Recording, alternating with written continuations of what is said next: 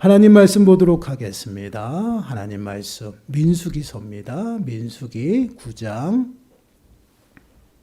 15절에서 23절 말씀입니다. 민수기 9장 15절에서 23절 말씀입니다.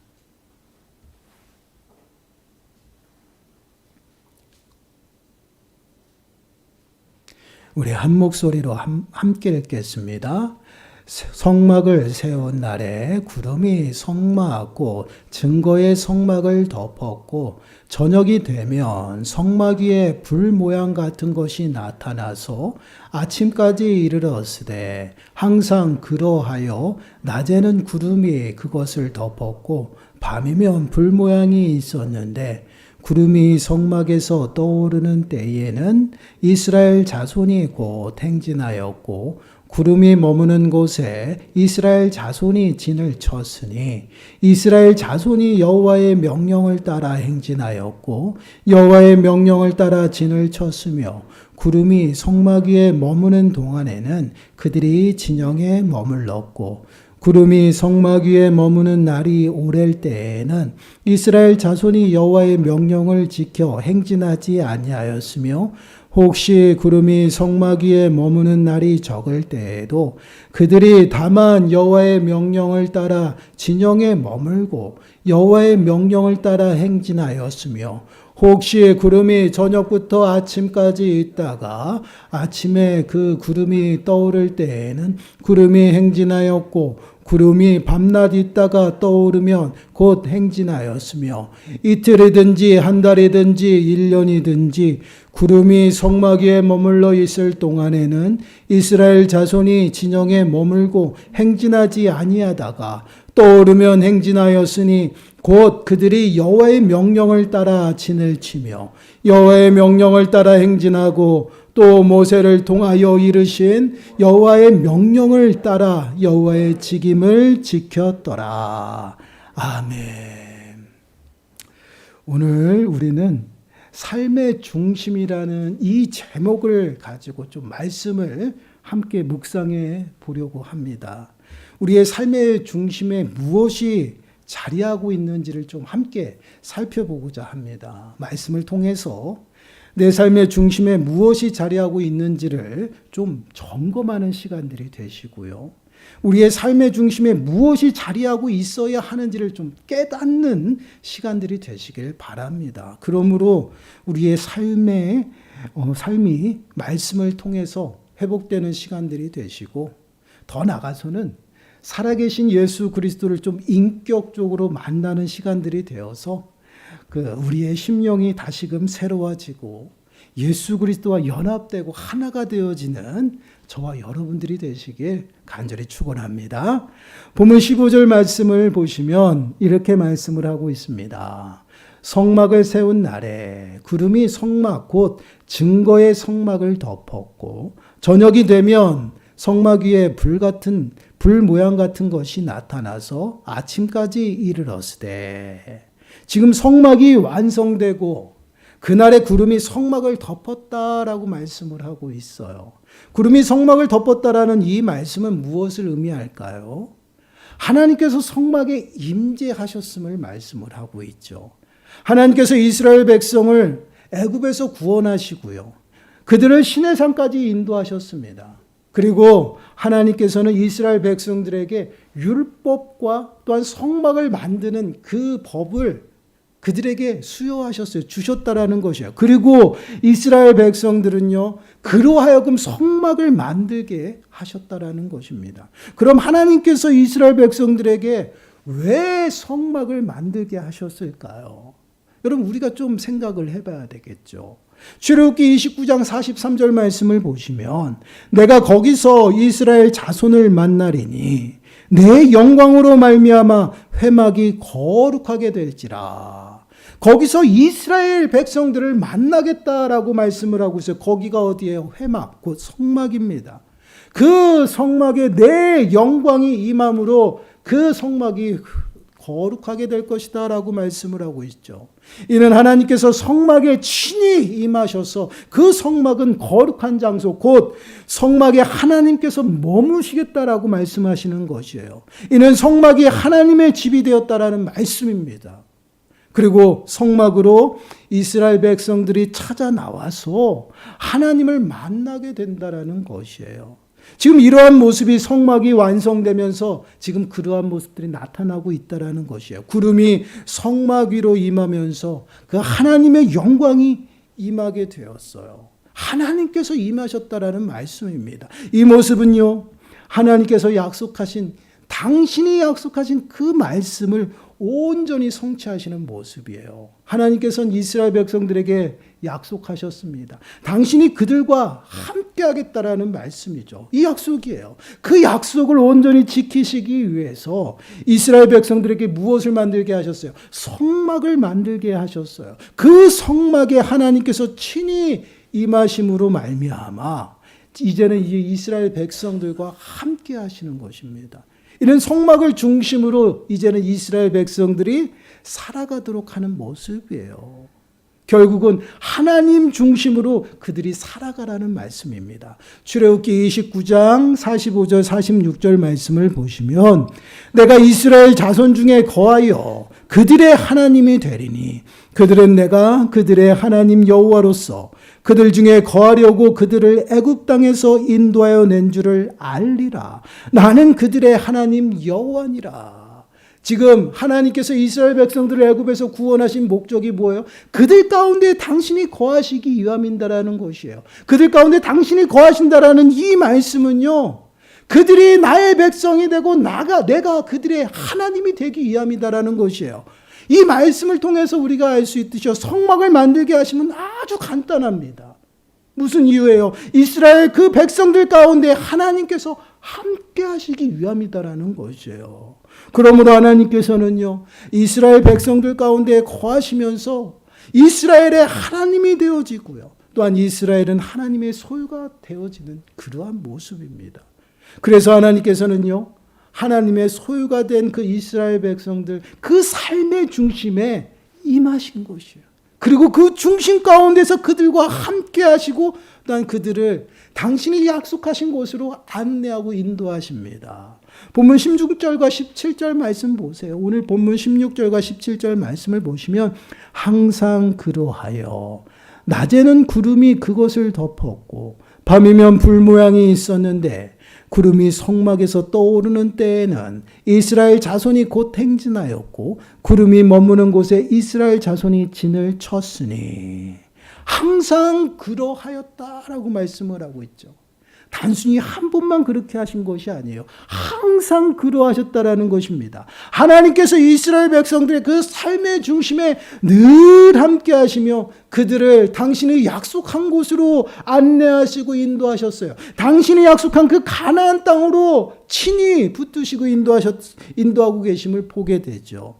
이러한 모습이 한 번이 아니다라는 것이에요. 함께 하심으로 지속적으로 끊임없이 나타난다라는 건 어떠한 모습이요? 성막 위에 구름이 임하시는 그 모습이 계속해서 일어나고 있다라는 것이에요. 여러분, 이스라엘 백성들의 삶의 모습을 한번 생각해 보시길 바라요. 여러분, 그 성막 위에 구름이 임함으로 하나님과 늘 함께 하십니다. 그리고 그들의 모든 삶이 거기에 고정이 되어 있어요. 성막에서 구름이 떠오르게 되면요, 그들은 어떠한 모습에 여행을 시작하게 돼요. 자신들이 치고 생활했던 모든 장막을 걷어서요, 이제는 하나님이 인도하시는 그곳으로 여행을 떠나게 됩니다. 그리고 구름이 가는 곳에서 또 멈추게 되면은 그곳에서 장막을 치고 이제는 거주하며 살아가는 것이에요.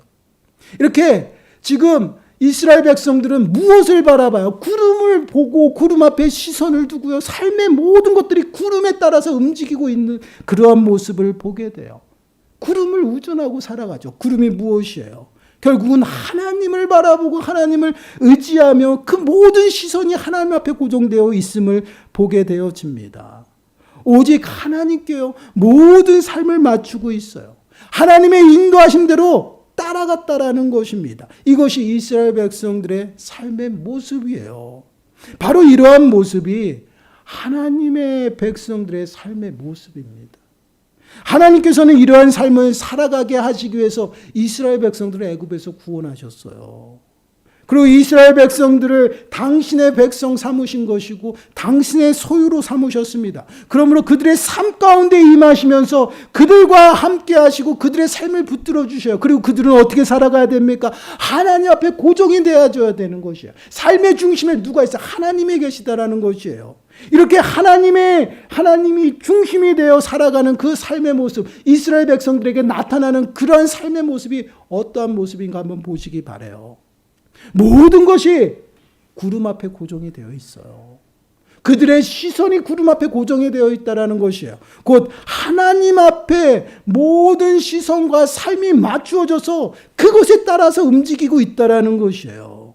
본문 23절 말씀 보세요. 본문 23절 말씀 보시면 곧 그들이 여호와의 명령을 따라 진을 치며 여호와의 명령을 따라 행진하고 또 모세를 통하여 이르신 여호와의 명령을 따라 여호와의 직임을 지켰더라. 여호와의 명령에 따랐다라고 말씀을 하고 있죠. 여러분, 이것이 무엇을 의미할까요? 하나님을 삶의 중심에 모셨고요.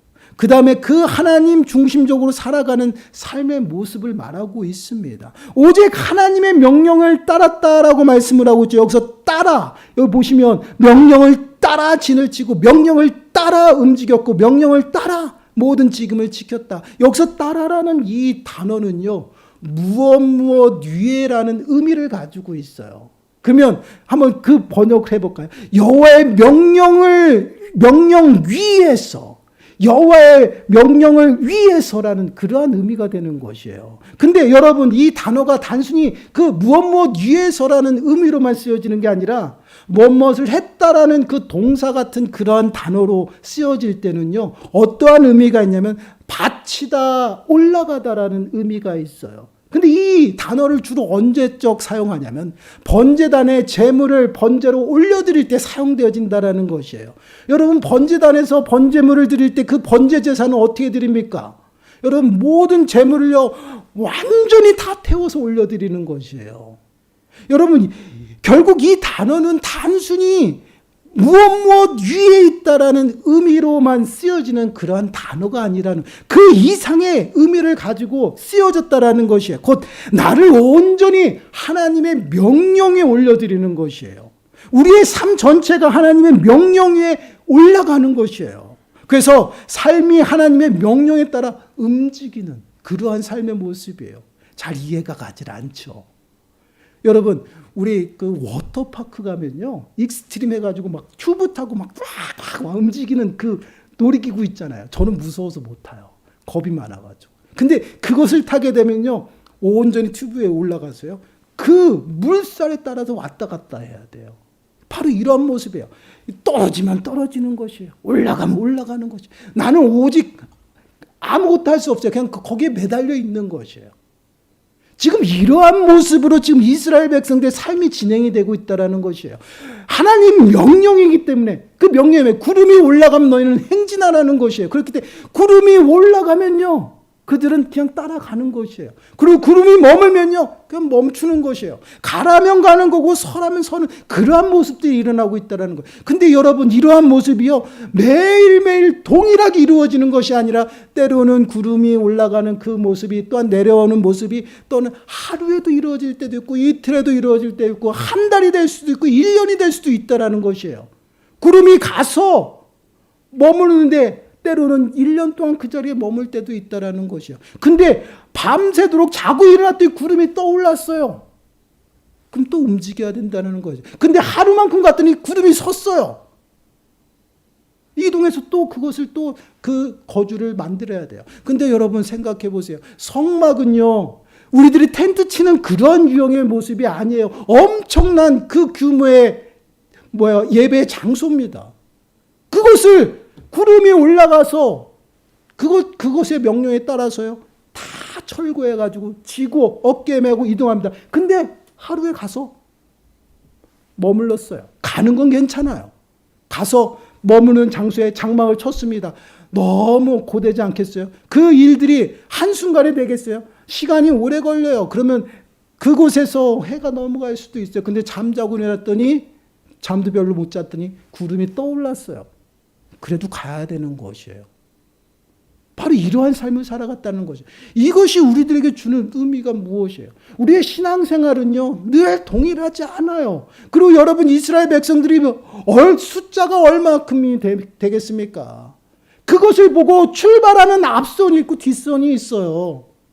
여러분, 큰 줄이 여행을 떠나는데 앞선에는 구름이 멈췄으니까 서야 되잖아요. 그곳에서 장막을 쳐야 돼요. 그럼 뒷선은요, 그 사람들이 앞선에서 장막을 치고 있을 때 그 여행이 끝나고 도착하는 곳이에요. 어떻게 보면 그 길이 그 사람들은 집에 장막을 다 쳐놓고 어때요? 쉬고 있을 때 도착해야 장막을 또 만질 수도 있어요. 그러한 삶이 진행이 됐다라는, 그럼에도 불구하고 하나님께서는 그들을 인도하시고 그들은 그 명령에 따라서 자신을 온전히 바쳐서 올려드렸다. 그 명령을 완전히 지켰다라는 거죠. 따라갔다라는 것이에요. 여러분, 그러한 광야 생활은 어떠한 삶 속에 살아갔습니까? 여러분, 광야는요, 낮에는요, 너무나도 더워요. 그리고 밤에는 너무나도 추워요. 그러한 모습 속에서 낮에는 구름 기둥으로 막아주셨고요. 밤에는 불 기둥으로 온전히 그들을 보호하셨어요. 그리고요, 그들의 광야 생활이요, 신발이 닳지 않도록 하셨다라고 그런 표현들이 있다라는 것이에요. 정말 신발이 닳지 않아요? 아니에요. 그 다른 걸 신고 다닐 그 정도의 시간도 주시지 않냐고 풍성하게 채워주셨다라는 것이에요. 언제요? 하나님 앞에 온전히 명령을 따라서 삶의 중심에 하나님을 바라보고 온전히 살아갔더니 그러한 역사가, 풍성함이 나타났다라는 것이에요. 하나님 앞에 온전히 삶을 들여서 삶이 온전히 거기에 맡겨졌더니 그러한 역사가 나타났다라는 것이에요. 그것이 바로 이스라엘 백성들이 이 광야 가운데서 하나님을 만나고 하나님의 그 일들을 경험한 모습이에요. 근데 이러한 모습이요, 단순히 하나님께서 이스라엘 백성들에게만 요구하실까요? 그렇지 않다라는 것이에요. 오늘 구원받은 우리 성도들에게도 동일하게 이러한 삶을 요구하고 계시다라는 것이에요. 예수 그리스도로 말미암아 우리를 부르신 목적 또한 동일해요, 여러분. 그냥 이스라엘 백성들 그것을 그냥 성경에서 역사로 보여주는 게 아니라 그것을 우리들에게 동일하게 그 은혜를 주고 계시다라는 것이에요. 우리를 예수 그리스도로 말미암아 하나님의 거룩한 백성 삼으셨고요. 또한 하나님의 소유 삼으신 것이에요. 그러기 위해서 예수 그리스도를 어떻게 십자가에 내놓으신 거예요. 그 사건이에요. 여러분, 그래서 우리 성도를 어떻게 말씀을 합니까? 베드로전서 2장 9절 말씀을 보시면, 그러나 너희는 택하신 족속이요 왕 같은 제사장들이요 거룩한 나라요 그의 소유가 된 백성이니 이는 너희를 어두운 데서 불러내어 그의 기이한 빛에 들어가게 하신 이에 아름다운 덕을 선포하게 하려 하심이라. 우리를 어떻게 표현하고 있습니까? 거룩한 나라요 그의 소유가 된 백성이다라는 것이에요. 예수 그리스도께서 십자가에 죽으시고 부활하셨어요. 그것이 무슨 의미냐 이거예요. 우리를 하나님의 백성 삼으시고 소유 삼으시기 위함이다라는 것이에요. 그러기에 하시기 위해서 우리를 죄와 사망 가운데서 구원하셨어요. 그래서 우리의 심령 가운데 하나님께서 친히 동일하게 임하신 것이에요. 여러분, 성막 위에 구름이 임하신 그 모습처럼요, 우리들의 심령 가운데 하나님이 임하셨어요. 성령, 보혜사 성령 하나님께서 임하셨다라는 것이에요. 그러므로 우리를 하나님의 소유 삼으셨어요. 이제는 우리들의 심령 가운데 친히 임하셔서 우리와 함께 하시고요, 우리의 삶의 중심에 우리를 붙드시고 우리를 인도하신다라는 것이에요. 그래서 로마서 8장 9절 말씀을 보시면, 만일 너희 속에 하나님의 영이 거하시면 너희가 육신에 있지 아니하고 영에 있나니 누구든지 그리스도의 영이 없으면 그리스도의 사람이 아니라. 그리스도의 영이 무엇이에요? 성령이에요. 성령이 우리 안에 있지 않으면 우리는 그리스도의 사람이 아니다라는 표현이에요. 곧 하나님의 자녀는 성령을 받았고 성령이 우리들의 심령 가운데 내주하다라는 것이에요. 이는 무엇을 말하고 있어요? 성막이 완성이 되고 하나님께서 이스라엘 백성들 가운데 함께 임하신 그 모습과 동일하게 우리들도 예수 그리스도의 십자가의 그 은혜로 말미암아 하나님의 그 심령이, 성령이 우리들의 심령 가운데 임했다는 것, 동일하게. 동일하게 임하셔서요. 우리를 붙드시고 이제는 우리를 다스리며 우리를 안내하셔요. 어디로요? 이제 구원을 이루며 살아가도록. 그것이 이제 동일한 모습이에요. 그러한 삶은 어떠한 모습으로 나타났어요? 하나님의 명령에 따랐다라는 거 이스라엘 백성들이요. 하나님의 명령을 따라갔던 그 삶의 모습과 동일하게 우리들 할 가운데도 동일하게 나타난다는 것이에요. 그래서 성령의 인도하신 가운데 우리도 순종하며 따라간다는 것이에요. 그래서 로마서 8장 14절 말씀 보시면 무릇 하나님의 영으로 인도함을 받는 사람은 곧 하나님의 아들이라. 하나님의 자녀, 하나님의 백성들이 어떠한 모습으로 살아가 성령의 인도함을 받는다라는 것이에요. 그 인도함에 순종하며 살아가는 것이에요. 이는 무엇을 의미해요? 그리스도인 곧 하나님의 자녀는 성령의 그 인도하심 가운데 살아가야 되고요. 성령 하나님께서 그 삶의 중심에 임하셔서 우리를 붙드시고 인도하시기 때문에 그 삶의 중심에 성령님이 계셔야 된다라는 것이에요. 여러분, 왜 이스라엘 백성들에게 성막을 지었어요? 하나님이 그들 가운데 거하시며 그들을 당신의 백성 삼으시고 또한 그들의 하나님이 되시기 위함이에요. 그와 똑같이 하나님께서는요, 우리의 심령을 성전 삼으셨다라는 것이에요. 왜요? 우리와 늘 함께 하시기 위해서. 이거를 잊어버리면 안 돼요. 여러분 고린도전서 3장 16절 말씀 보시면 너희는 너희가 하나님의 성전인 것과 하나님의 성령이 너희 안에 계시는 것을 알지 못하느냐. 우리의 심령에 무엇이 있어요? 성령이 있다라는 것이에요. 성막에 하나님의 임재하신 것 같이요. 우리 안에 성령이 임하셨어요. 우리와 함께 하시기 위해서. 우리가 이 땅을 살아가는데 믿음 가운데 살아갈 수 있는 그러한 강한 사람들이 아니거든요. 연약하거든요. 얼마나 연약해요. 여러분 우리가 스스로 구원을 이뤄갈 수 없잖아요. 이스라엘 백성들도 동일해요. 하나님이 함께 하시지 않으면 그들은 약속의 땅으로 갈 수가 없는 사람들이에요. 우리가 연약해서 성령 하나님이 함께 하시지 아니하면 우리는 구원을 이루어 나가며 살아갈 수 없어요. 하나님의 자녀답게 살아갈 수가 없어요. 그래서 함께 하시는 것이에요. 그럼 우리는 어떻게 해야 돼? 성령의 인도하심과 붙드심에 순종하는 것이에요. 우리를 그 성령님 위에 올려놓는 것이에요. 그래서 성령의 지배 가운데 살아가야 되고요. 그 온전히 성령 하나님의 온전히 그 인도하심 가운데 나를 맡기는 것이에요. 나는 없어요. 여러분 아까 제가 비유로 말씀드렸잖아요. 그 놀이기구 타면서 내가 뭐 할 수 있는 게 없어요. 그냥 올라타기만 있어요. 그리고 끝날 때까지 기다려야 돼요. 여러분 바로 신앙생활이 이거예요. 하나님의 인도하시면 끝날 때까지 내가 가만히 있으면 돼요. 나는 없어요. 나를 나타내는 것은 없어요. 내가 할 수 있는 것이 아무것도 없다라는 것. 이러한 구원의 그 은혜 가운데 우리를 부르셔서 그 구원을 이루어 가시기 위해서 내 심령을 성전 삼으셔가지고 친히 임하셔서 우리와 함께 하신다라는 거예요. 여러분 함께 하시는 것이 뭐예요? 단순히 같이 걸어가는 것이 아니에요. 이스라엘 백성들을 불기둥으로 구름기둥으로 인도하시고 보살펴 주시고 또한 때를 따라 돕는 그 은혜로 부어주시면서 여러분 그 풍성함 가운데 살아갔던 그 은혜를 주시고 그대로 우리를 구원에 이르시기 위해서 우리를 성전 삼으신 거예요. 그래서 함께 하셔요. 이것을 잊으면 안 된다라는 것이에요. 그렇습니다.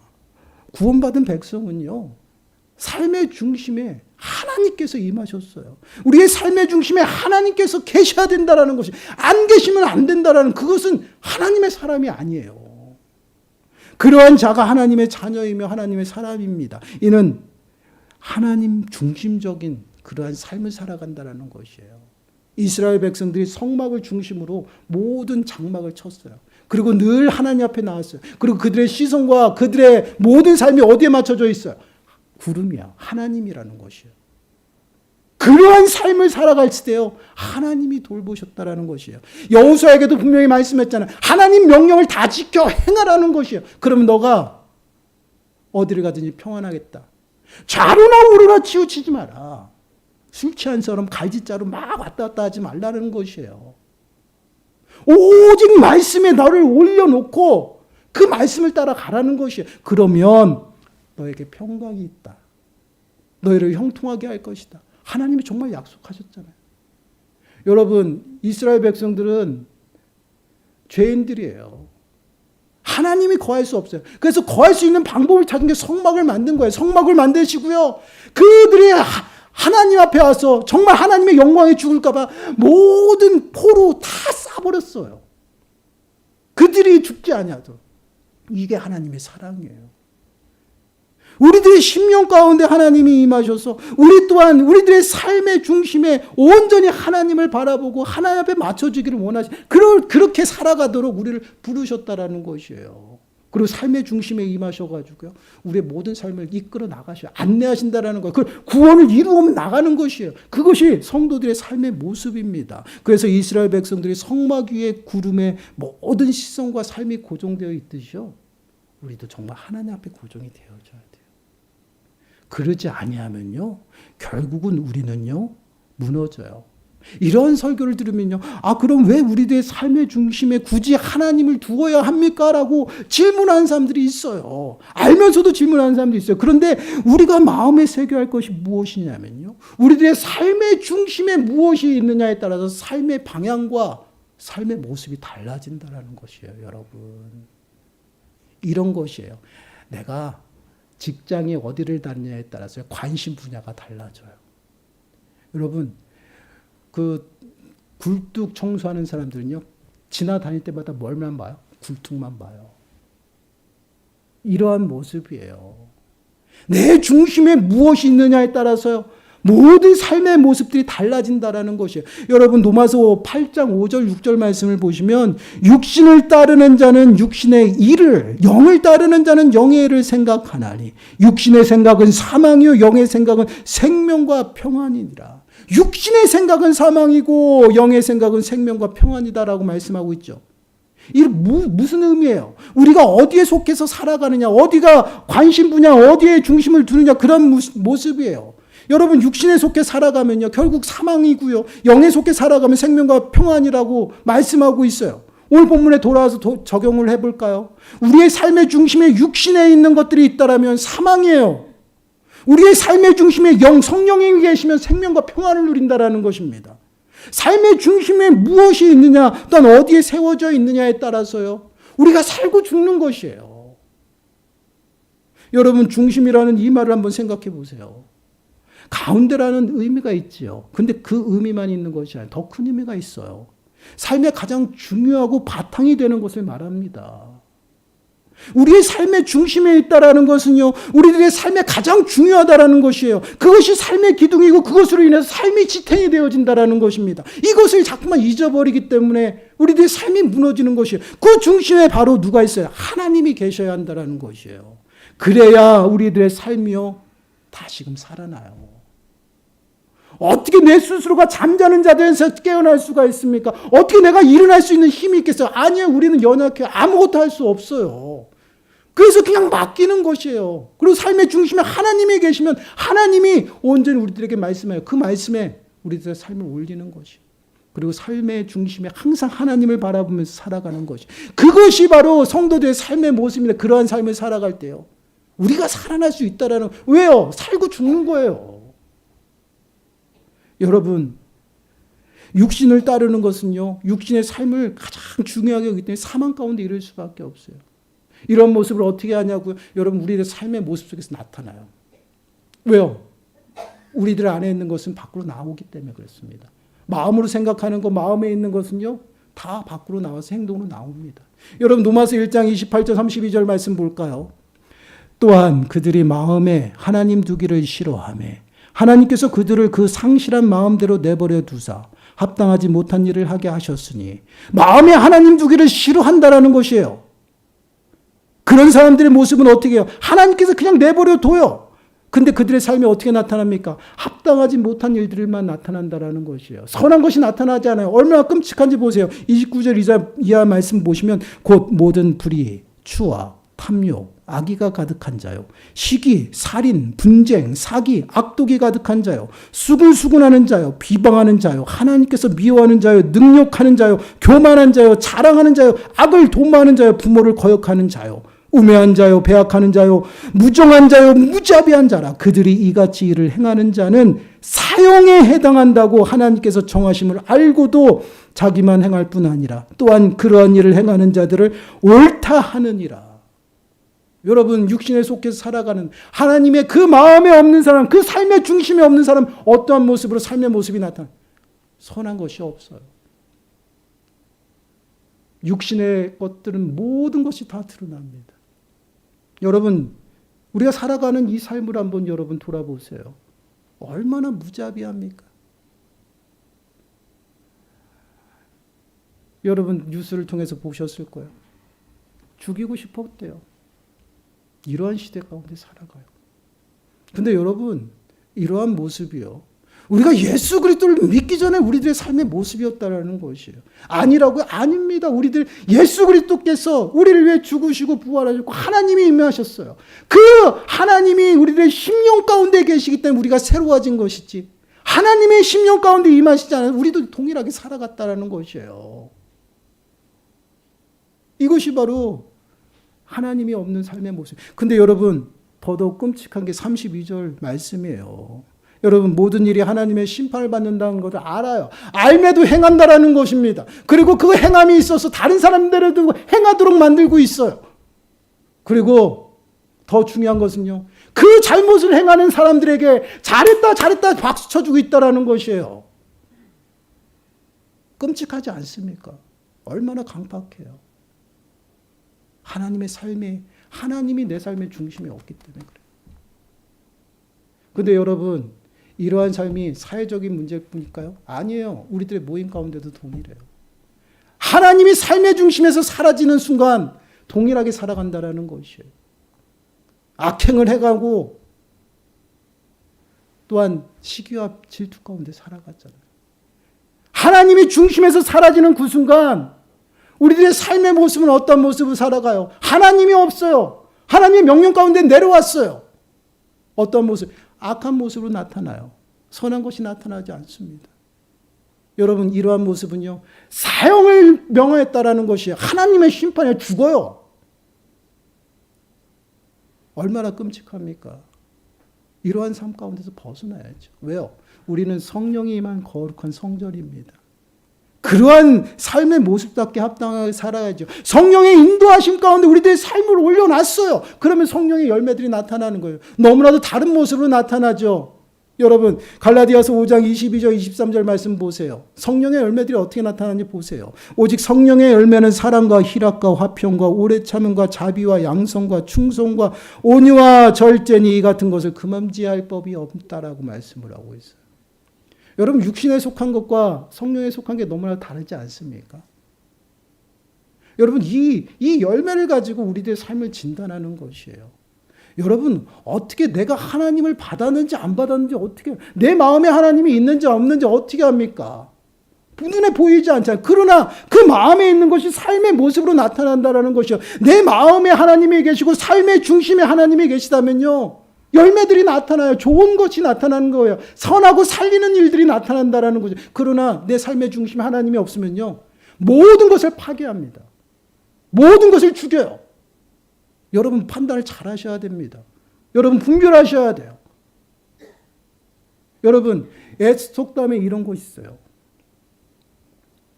먹을 가까이 하면 검어진다라는 것이에요. 여러분, 죄를 가까이 하면요, 죄는 누를 것 같아서 모든 것을 다 오염시키고 죽여요. 제가 항상 여러분들에게 강조하는 것이 있습니다. 나는 괜찮아. 이만하면 괜찮겠지. 그런 순간 넘어져요. 죄에서 우리는 누구도 목사도 자유로울 수가 없습니다. 혼자 있을 때 여러분들의 삶의 모습을 보세요. 아주 끔찍하고 추악해요. 말로 담을 수 없을 정도로 추악한 그런 모습이에요. 우리들의 마음은 어떻습니까? 여러분, 이것이 하나님이 없는 삶의 모습이에요. 내 삶의 중심에 하나님이 계시지 않기 때문에 이러한 모습들이 나타난다는 것이에요. 어느 순간부터 하나님을 믿고 예수 그리스도를 믿음으로 고백했다는데 내 삶의 중심에 하나님이 계시지 않아요. 하나님은 어디 계셔요? 변두리로 몰아냈어요. 주변에 하나님을 몰아냈어요. 그 삶의 중심에 내 자신이 내 삶에 가장 귀중한 것들이 있다라는 것이에요. 그러다 보니 내 삶이 너무나도 어려워요. 신앙생활이요? 안 되죠. 어떻게 신앙생활이 되겠습니까? 하나님 명령 외에 우리들의 삶이 온전히 있지 않은데 나의 삶의 모습을 좀 돌아보시길 바라요. 하나님이 나를 부르신 목적은요, 하나님이 함께 하시기 위해서 부르셨다라는 것이요. 당신의 소유 삼으시고 당신의 거룩한 백성 삼으시기 위해 나를 부르시고 그 모습 삶 속에서 하나님이 함께 하시면 나를 구원으로 이끌어 주시기 위해서 함께 하신다라는, 그 하나님이 함께 하시는데 내 삶의 중심에 다른 것이 있다라는 것이에요. 그런 삶은 어떨까요? 여러분, 끔찍한 말이 있어요. 하나님의 끔찍한 심판이 있습니다. 여러분, 고린도전서 3장 17절이에요. 함께 읽어보겠습니다. 시작. 누구든지 하나님의 성전을 더럽히면 하나님이 그 사람을 멸하시리라. 하나님의 성전은 거룩하니 너희도 그러하니라. 여러분, 전 이 말씀이 너무나도 무서워요. 우리가 하나님의 성전이라고 했잖아요. 하나님이 머물고 있어요. 그 중심에 하나님이 벗어났어요. 그리고 그 중심에다가 온갖 육신의 것들을 다 담아가고 있어요. 성전이 더럽혀지고 있어요. 여러분, 단순히 내 심령이라고 생각하지 말고 하나님의 집입니다. 하나님의 집이 더럽혀지고 있다는 것이에요. 그런 자는 결코 하나님의 심판을 멸할 수가 없어요. 멸하신다라고 했어요. 그리고 그 뒤에 단서가 있죠. 너희도 그러할 것이다. 얼마나 무섭습니까? 여러분, 우리가 늘 마음에 새기시기 바라요. 하나님의 사랑과 하나님의 은혜는 우리에게 매 순간 한량없이 부어집니다. 근데 그 은혜와 사랑은요, 반드시 책임과 의무가 따라요. 책임과 의무가 따라요. 책임과 의무를 다할 때 그 풍성한 은혜와 사랑을 누리며 살아가는 것이에요. 그것이 뭐예요? 하나님 앞에 온전히 내 삶을 올려드리고요, 맡기는 것이에요. 그 명령을 따라가는 것이에요. 집중하는 것입니다. 하나님 앞에. 그 의무가 있고 책임이 있어요. 여러분, 우리는 그 의무와 책임은 잊어버리고요, 그냥 사랑과 은혜만 바라보고 있어요. 그러다 보니 사랑과 은혜가 우리들에게 떨어지지 않고 보이지 않으니까 너무나도 힘들고 쓰러지고 넘어지는 것이에요. 왜 무너집니까? 하나님이 우리들의 심령 가운데 함께 있는데 왜 하나님의 나라는 무너지지 않을까? 하나님이 영원하시기 때문에. 그 하나님이 내 심령 가운데 있고 내 심령에 하나님의 집이 되는데 왜 신앙생활은 무너질까요? 하나님이 중심에 없어요. 여러분, 진단하세요. 우리가 살아가는 방법 또한 살아가는 이유는요, 하나님 앞에 있습니다. 여러분, 잠자는 자들 가운데서 깨우셨어요. 건지셨어요. 그에 합당하게 살아가야죠. 그것이 무엇이에요? 하나님 앞에 집중하시기 바라요. 그리고 삶의 중심에 하나님을 두시기 바랍니다. 그러므로 정말 하나님께서 매 순간순간 만나주시고 거룩한 그 백성으로서 우리들에게 주시는 그 풍성한 생명과 평안을 매 순간 누리며 살아가는 저와 여러분들이 되시길 간절히 축원합니다. 기도하겠습니다. 하나님,